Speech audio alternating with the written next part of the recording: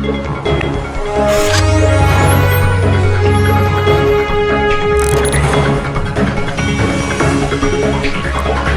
नजरें, सच्ची खबरें। नमस्कार। आज हमारे लिए एक बड़ी सौभाग्य की बात है कि आज हमारे जिस अम्बाला आइज़ वेब चैनल की शुरुआत हो रही है, आज उसकी शुरुआत में अपनी ब्लेसिंग देने, अपना आशीर्वाद देने हमारे स्टूडियो में एक ऐसी हस्ती आई हैं।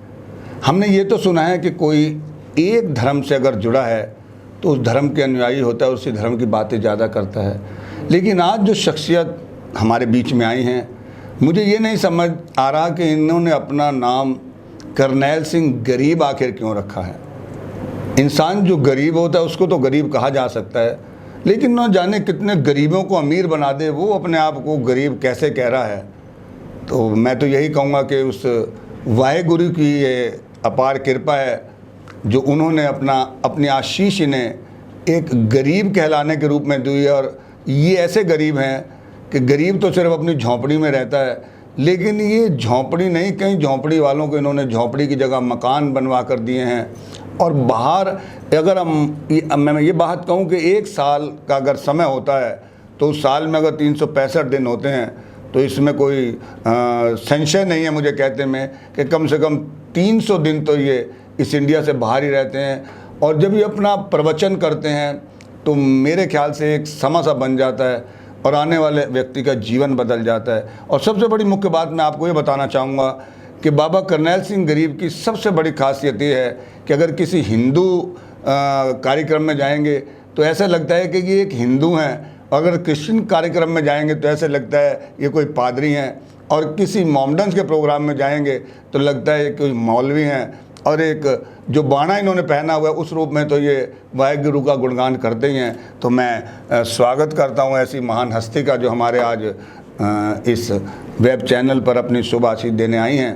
तो बाबा जी, आप तो देश में ही नहीं विदेशों में भी वाहेगुरु के नाम का प्रचार करते रहे हैं, और कोई भी मेरे ख्याल सिख समाज की ऐसी संस्था नहीं है जिसने आपको सम्मानित ना किया हो, या जिस संस्था से आप जुड़े ना हो। और आप बहुत बड़ी बड़ी और भी संस्थाओं से जुड़े रहे हैं। तो आज हमारे दर्शकों को थोड़ा बताएं कि आज ऐसा क्या ऐतिहासिक दिन है जिस दिन को लेकर आज हमारे स्टूडियो में आप अपने थोड़ा प्रवचन देने आए हैं।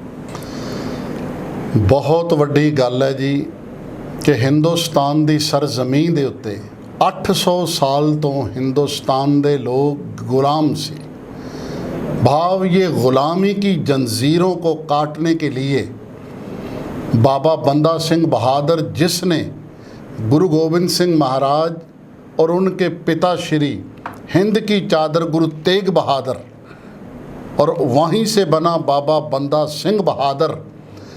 कभी नाम उसका रजौरी कश्मीर में लक्ष्मण देव था, कभी नाम उसका जब हिरनी के बच्चा पेट में मर गया तो वो बैरागी बन गया, माधोदास बैरागी।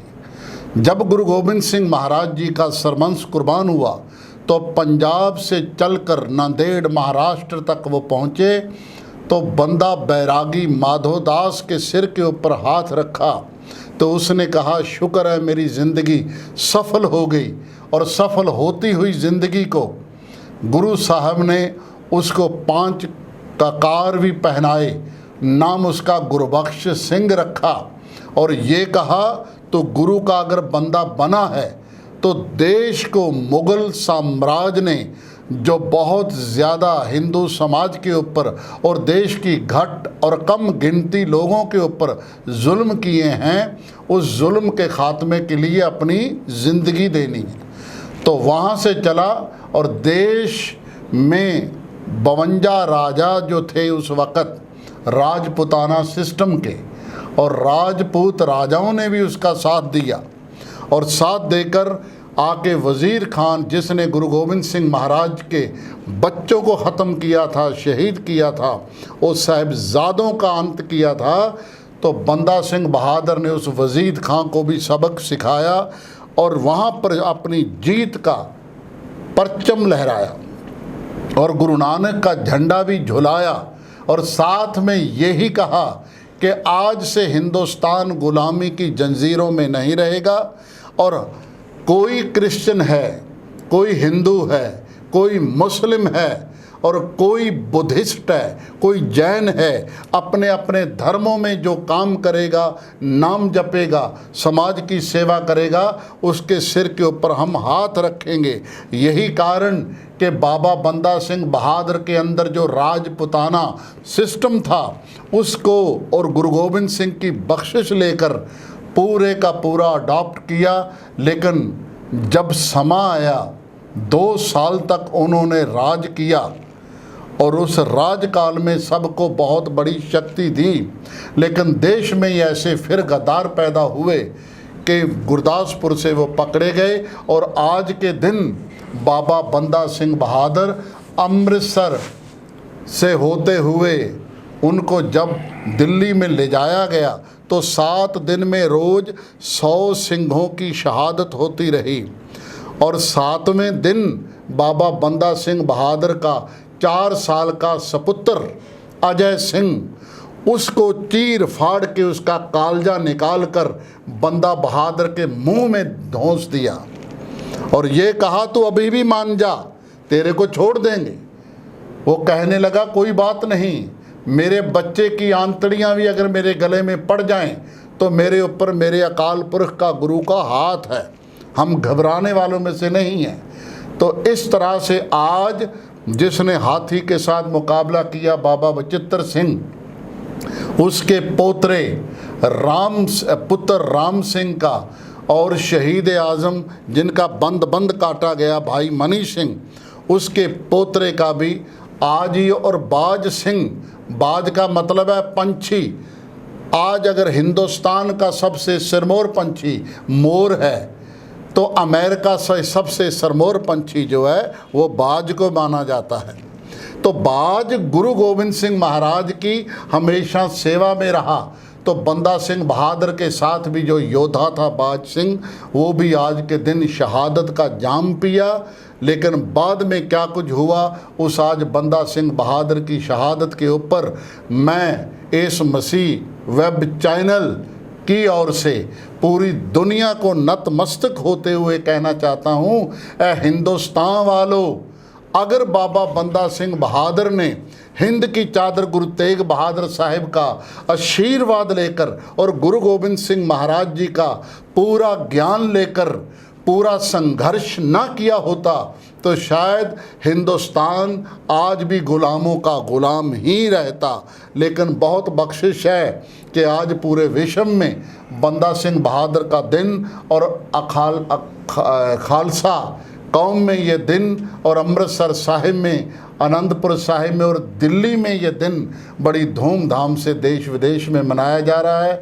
सबका धन्यवाद। मसीह साहब बंदा सिंह बहादुर की याद रख के मैं ये खुश हूँ कि मसीह भाईचारे में भी ऐसे बहादुर योद्धाओं की अगर बात आएगी, क्योंकि अगर जीसस क्राइस्ट हमारे देश के नहीं विश्व के, वो अकाल पुरख की याद में जुल्म के खिलाफ चलते हुए अपने आप को अपनी गर्दन कटाने के लिए तैयार होते हैं, तो वो क्रॉस को मुख्य रख के आज हम नेकटाई तो डालते हैं, लेकिन टाई डालने वालों को पता नहीं है कि इसका मतलब क्या है।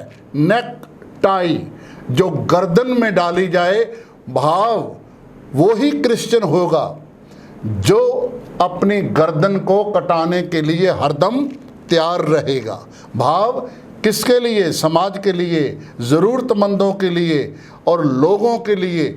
अगर बंदा सिंह बहादुर ने ऐसा परचम ना लहराया होता तो गुरु तेग बहादुर साहिब ने शहादत का जाम ना पिया होता तो आज हिंदुस्तान में सब लोग जो सुखी बस रहे हैं इतने सुखी नहीं हो सकते थे। तो आज भी ज़रूरत है सबको, भाई प्यार से रहो, मोहब्बत से रहो, किसी को बुरा ना बोलो, निंदा ना करो। और हर एक इंसान में अगर भगवान का रूप आप देखोगे तो आपको परमात्मा की बहुत बड़ी बख्शिश होगी, रहमत होगी, मेहर होगी। धन्यवाद बाबा जी। आज इस महान दिन में इनके मुखारबिन से जो प्रवचन सुने गए, लगता है उन प्रवचनों को जो भी हमारा दर्शक देखेगा उसके दिल में भी ये भावना ज़रूर जागेगी, काश वो या उसके परिवार का भी कोई सदस्य आज वो जज्बा रख के जो बाबा बंदा सिंह बहादुर में था और जो इंसानियत का जाम उन्होंने पिया, उस इंसानियत के जाम को आज कोई ना कोई दर्शक तो सुनने के बाद ज़रूर पीने को ललायत होगा। धन्यवाद एक बार फिर बाबा जी आप। धन्यवाद जी, थैंक यू।